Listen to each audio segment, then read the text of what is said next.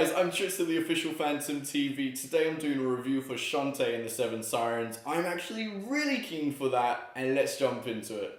Shantae and the Seven Sirens is the 5th game in the series. Following Shantae's latest adventure, we meet half-genie friends in this fantastic adventure platformer, developed and published by WayForward. This released on the 28th of May for most regions. Straight off the bat, we load into a cutscene in a Shantae game.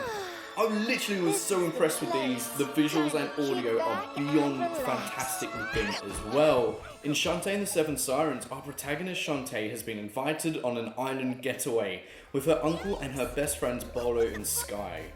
Along the way, she meets the other half-genies and appears in the Half-Genie Festival. At the beginning of the game, you have to find the other half-genies to make sure they're all ready for their first performance of the festival. After finding the others, you make your way backstage and a cutscene appears showing everyone performing.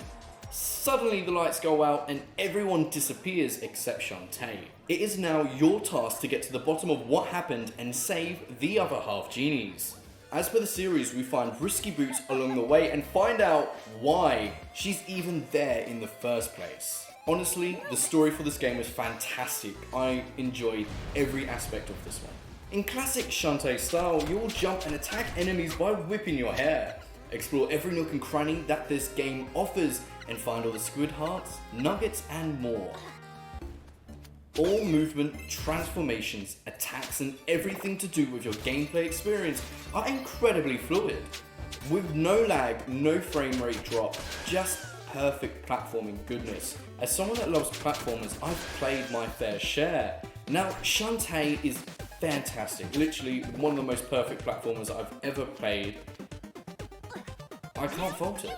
You'll often find yourself repeatedly going back into areas as you unlock more transformations. As unlocking these grants more abilities like Newt Dash. Newt Dash is an ability that allows you to dash in the air and climb walls. Now, Newt Dash is unlocked after freeing our first half-genie, which grants you the Newt Dash Fusion Coin. Using this newly granted ability, you are now set to explore the dungeon and face against the first siren, the Water Lily Siren. The boss fights in the game are great and can be quite difficult if you aren't properly prepared, so make sure to farm smaller enemies to get items and even card drops. The boss attack patterns aren't too difficult to learn for the most part, but it was definitely a lot of fun. Earlier I mentioned farming enemies for their drops. Now every enemy in the game drops food occasionally, and if you're lucky, a monster card. Now, monster cards are a new collectible for the series which you can use to buff Shantae. Some of the rare ones can be traded for gold nuggets in the town as well, which give you even better abilities. I really love the fact that they added this to the game, as I used to be a massive trading card game collector. A bit nerdy, but you know, it's me. Along your way you can actually find squid hearts, and essentially these can be melted down into heart containers by the Squidsmith. Now, it's actually been a while since we've seen the Squidsmith, with her last appearance being in Shantae and the Pirate's Curse. And I love seeing her there and having her back in the game. I loved it. I actually loved it so much. Combat in the game is fantastic and I really enjoyed how smooth it is. Increase your attack damage, your attack speed, learn different spells and more at item shops to become an unstoppable hair-whipping machine. Visually, the game is spectacular. I enjoyed every aspect of it and the music alongside it was beautiful. All the characters' environments were beautifully polished and the audio complemented it just spectacularly. I can't fault this at all. Today I'm rating Shantae and the Seven Sirens 5 out of 5.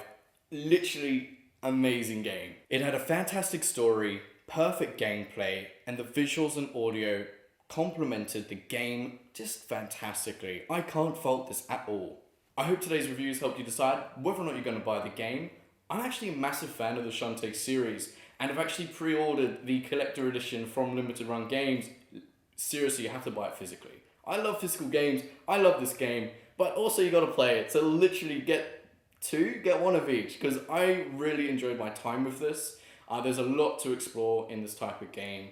The story is beautiful. Even after you finish the story itself, there's New Game Plus, and I'm sure there are even other things for you to do. Now, I did actually see that there's a movie viewer, you can see credits, and you can see different windscreens. So the windscreens you unlock depending on certain things that you do, depending on your speed, the amount of items you collect as well, which I'm super excited to explore. Anyways, I'm Tris, or the official Phantom TV, and I hope to catch you in the future with another Nintendo Switch review, unboxing, or anything to do with the Switch in general.